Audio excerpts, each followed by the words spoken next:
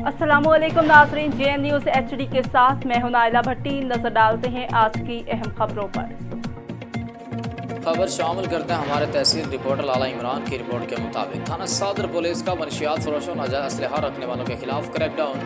2000 चालू भट्टी बरामद।